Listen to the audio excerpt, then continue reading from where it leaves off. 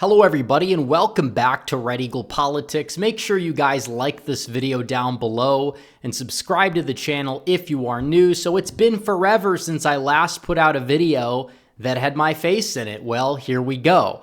And this is a video that's on a very important topic because I get a lot of people still to this very day. They keep saying, you were wrong in 2022. Why should I trust what you have to say in 2024?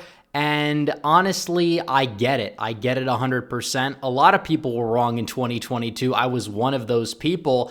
And I think it's important to understand why the predictions that I made were wrong in 2022. Address the public because it needs to be addressed. And now I think we have enough information just looking back, analyzing the election cycle, looking at historical midterms as well, and seeing what exactly went wrong. Now, I did a documentary last year in which I explained why Donald Trump himself was not responsible for the midterm disaster, because that was something that was used and pushed as a narrative by the Republican establishment to discredit his 2024 presidential bid. But it does seem as if that's kind of gone pretty much out the window. But it's still important to understand, well, the polls then had Republicans winning and they underperformed. Trump is up in all the polls now, but, we don't trust the polls. Yeah, I get it. We're going to talk about all of that in this video. Like the video down below. Subscribe if you're new. Let's dive into it. So this is the first thing that I think is important to note about the midterms, because midterm election years are not presidential election years, and there's different turnout dynamics at play. It is true that the out-of-power party does usually gain, although it depends on which year. Sometimes they gain more seats than other years, really despite whatever approval rating that the current president has. But it's important to note that Trump was not on the ballot in the midterms. He was on the ballot in 2020. He was on the ballot in 2016. He was not on the ballot in 2022. And Joe Biden was also not on the ballot in 2022. So when it comes down to somebody like Donald Trump, he has this ability to turn out a voter base unlike any other Republican. A lot of the Republican support across the Rust Belt, they do tend to be Trump-only voters, or voters who are most likely to turn out when Donald Trump is on the ticket.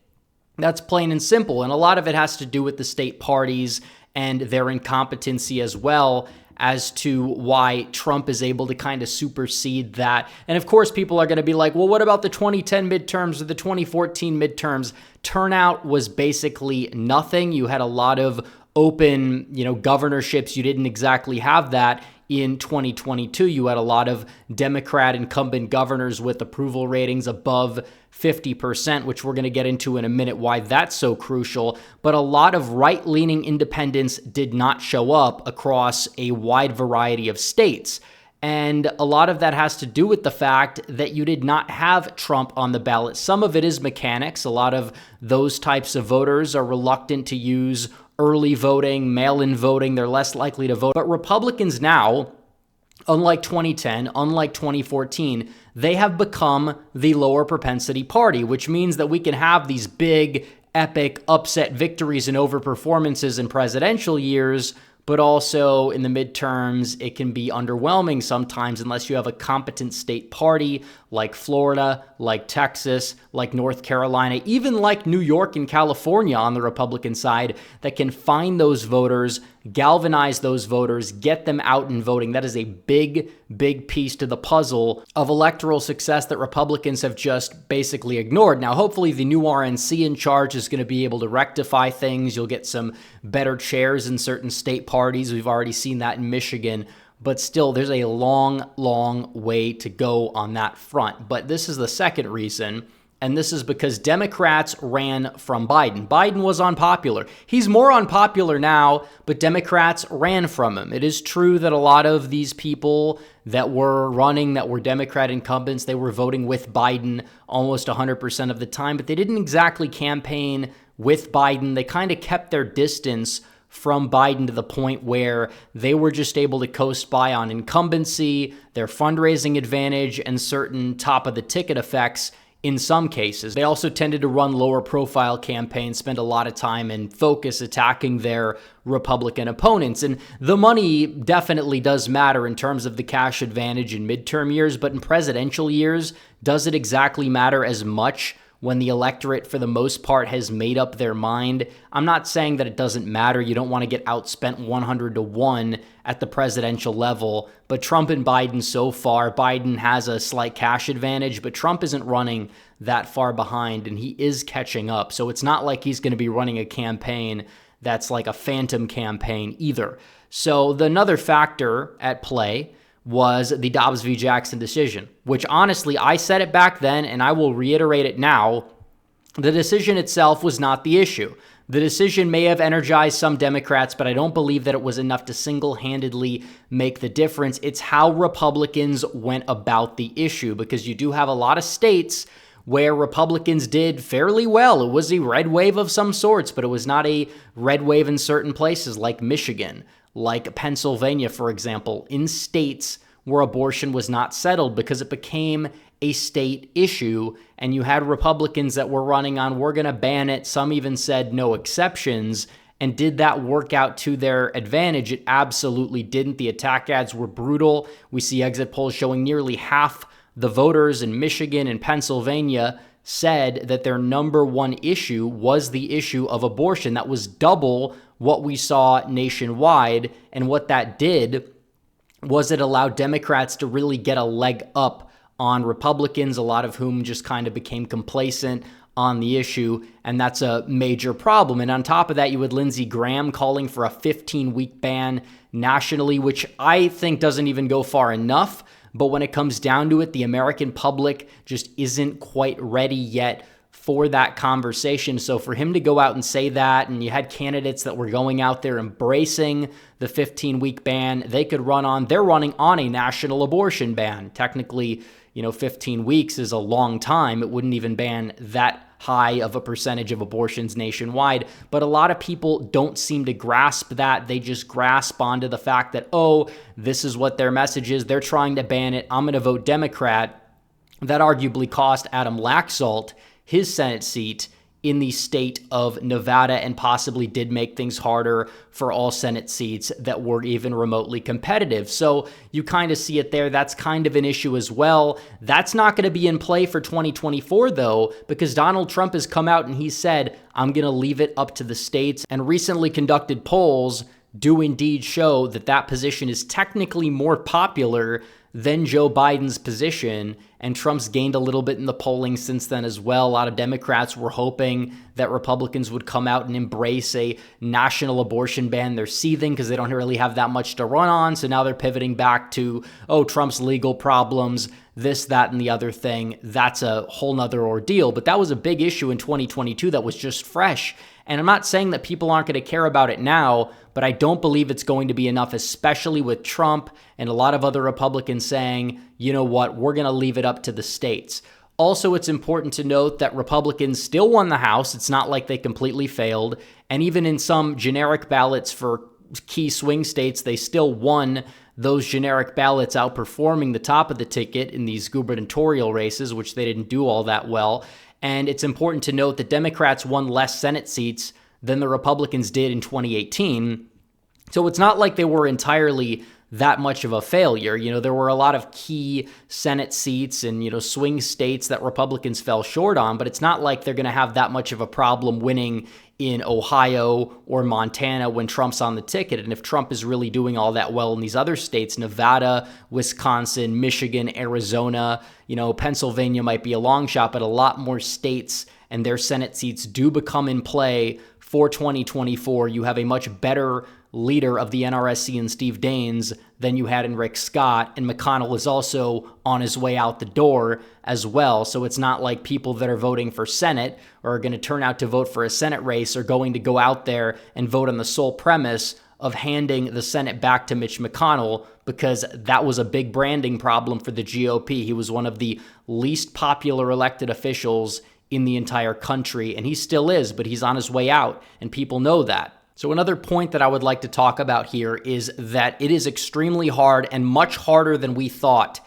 to take out incumbent governors. And this was something that I really underestimated in my prediction. I think a lot of other people did as well, because you had incumbent governors that had approval ratings that maybe in 2021, because of COVID, they were underwater. But by 2022, a lot of people just forgot about it. And it's very hard to beat a governor with an approval rating of above 50%. And every single Democrat incumbent governor that won re-election had an approval rating at above 50%. Not necessarily, much above 50, but they had an approval rating of 50. And the fact that you had weak Republican challengers that were challenging them in many cases, it's kind of easy to see why the Democrats ended up doing so well. And you could look at this. You can go back in history. Since 2010, how many incumbent governors lost re-election? We can go through each and every case, but even in those big red wave years like 2010, 2014, it still took something massive to kind of have that shift happen. So in 2010, the red wave year, you only had two incumbent governors lose. You had Ted Strickland in Ohio, who lost a great deal of popularity, was going up against a very, very strong candidate at the time in John Kasich. And you also had Iowa, another state that was trending to the right, and you had Culver. He lost to Terry Branstad, who was a former governor who was extremely popular, and Culver's approval ratings were not necessarily high enough anyways to be able to overcome that. So it took a lot in a red wave year of all red wave years to knock off two incumbent governors. In 2014, you could look at Illinois. That was the other one. Then you had a very scandal-plagued, unpopular governor, very low turnout election, very low black turnout in 2014. Republicans barely knocked him off there. And then Bruce Rauner became hated. You had a higher turnout midterm in 2018. He ended up losing. Illinois just really hates their governors, but also you had Wisconsin. Scott Walker, his approval rating was in the high 40s, was not enough to overcome the blue wave year. But even then, he still barely lost. You look at the Senate race in Wisconsin, Republicans lost that by double digits for comparison. 2019, Kentucky, you could look at that. Matt Bevin barely lost, and he had an approval rating in the 20s. It was awful. He was very unlikable. He was extremely unpopular. But even then, he still barely lost to the, former favorite son of the state in Andy Beshear, who was the son of the very popular Steve Beshear, who was the governor before Matt Bevin. And then you can go to 2022. The lone knockout was Nevada, where Sisolak was still underwater, and Republicans ran somebody who had been an electoral juggernaut in Clark County in Joe Lombardo, who was liked by both the establishment and the MAGA wing. So you look at it, it really takes extreme cases for incumbent governors to lose. And because Democrats did so well in a lot of those open seats in 2018, they were destined to hold on in 2022 because a lot of the approval ratings of people like Gretchen Whitmer rebounded. And then you have Pennsylvania, where you saw Shapiro basically running as Wolf's third term. Wolf was popular. Shapiro outspent Mastriano like 40-1 or something ridiculous like that. So you look at that. But even then, when it comes to Pennsylvania, because I hear a lot of people saying, well, I don't think Trump can win because Pennsylvania's gone blue lately. Okay, well, Mastriano actually did a few points better than Scott Wagner did in 2018, and Dr. Oz did about 8 points better than Lou Barletta did in 2018. So you look at that, what happened in 2020? Pennsylvania was essentially a toss-up. So if anything, you want to use midterm shifts to dictate how this state is going to move. If anything, you could say the state would technically move a little bit to the right based off of that fact alone, but still, I think trying to overanalyze the midterms is just an extreme waste of time. And the last thing we have to talk about, which is the biggest elephant in the room arguably, would be the polls, because that's the number one reason why I feel like my predictions for the midterms and a lot of other people's predictions for the midterms were so inaccurate, and that was because of the polls. The polls, leading up to Election Day, Republicans had all this momentum heading into Election Day, and they ended up getting let down. And a lot of it had to do with the fact that polling was just so inaccurate like we've never seen, because the polls usually underestimate Republicans in a lot of these states, but in 2022, they didn't. And part of it is because Donald Trump likely was not on the ballot. Pollsters may have been readjusting for that, the turnout that you would see if Trump's base came and turned out, and they didn't necessarily see that turnout. Maybe registered Republican turnout was decently high, as it was, but a lot of those lower propensity Trump voters that come out and vote for Trump, they don't really identify themselves as much as Republicans, which kind of is seeing a lot of people to misinterpret the data from the midterms to begin with. But another hypothesis that I think might be important to take into consideration is the fact that the polls were all accurate in 2022, even in these state races, but they were accurate in late September, early October, basically when early voting started. And it's very possible that as we got closer to Election Day, not only were there more Republican internals that entered into the aggregates in a lot of these states, but on top of that, the early voters didn't answer polls as much, possibly. Even if they try to account for it, it's not perfect. And the early voters do tend to lean more and more Democrat, which means there was a little bit of a skew. And I found this probably around 5 or 6 months ago, and I was just absolutely astounded. It was true across every single election. So we're going to go through the polls right here, and we are going to analyze them. And I'm going to show you the polls were actually right, but they were right in late September or early October. So for the people that say, well, polls don't matter if Trump's leading now because polls overestimated Republicans in the midterms, well, the polls at this point actually vastly underestimated Republicans compared to the end result. And even the same polls that were right, that showed Republicans down by a little bit, even those polls showed Trump up and outrunning all Republicans. And part of it does have to do with the fact that Biden's unpopular and that he wasn't on the ballot. But still, I want to go state by state, and I'm going to show you. So here we go.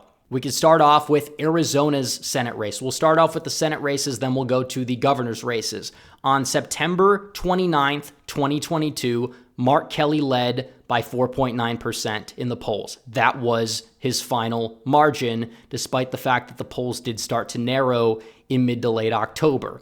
Also looking at the polls in late September, early October in the Senate race in Nevada, they had it as a dead heat. The final polls did tend to lean a little bit more towards Adam Laxalt, who fell short. On top of that, you can look at the polls in Pennsylvania.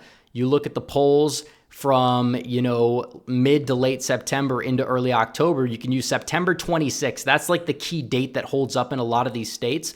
John Fetterman was leading by 4.7 percentage points. And that's around the time early vote really started to begin. And it turns out that that's the margin that John Fetterman ended up winning by. Also, Ron Johnson in Wisconsin, the polls slightly overestimated him. But on September 26th, they had him winning by only a point and a little bit more. He only won by 1. So the polls there tended to be more accurate. You could use North Carolina for another example, where in mid to late September, it was a 1 to 2 point race. The final polling aggregate showed Bud winning by 6, but he only ended up winning by 3 to 4 points. So again, the polls in North Carolina were more accurate, or at least underestimated Republicans before or just around the time early voting began to start. You could look at Georgia's Senate race, and you could see the fact that Raphael Warnock led by 3 percentage points in mid-October, and he ended up winning the runoff by that margin when it was all said and done. On top of that, the Ohio Senate race, this is another one. You talk about J.D. Vance and how the polls technically overestimated him by 1.5 points. This had a tied race in mid-October, so if anything, he outperformed. Part of that may be because of the top of the ticket as well, but still. New Hampshire, this is another one because the final polls were like neck and neck, but you look at it, Maggie Hassan led by around 6 points in mid-October, and the final polling aggregate had her up by just 1.4. She ended up winning by 9 points. So again, the later polls did tend to be more inaccurate, and the polls that were the most accurate were in late September, early October. You could look at this as well. Pennsylvania's governorship, Josh Shapiro was leading the polls by around 10 to 15 points. That's what he ended up winning the state by, despite the final polls in the aggregate showing a single-digit race. You could look at Arizona's governor's race. Lake and Hobbs were pretty much neck and neck until mid to late October, where Lake took the lead in the polls. You could look at Nevada's governor's race as well, where Lombardo had his margin of victory pretty much on point in the polling average in early October, even though he gained and the polls underestimated Sisolak at the end of the day because of it margin-wise. Wisconsin's governor's race, Tony Evers, he was leading by 3 points in late September. He trailed the final polls. He ended up winning by 3 points at the end of the day there. And then Michigan's governor's race, which was a big polling miss.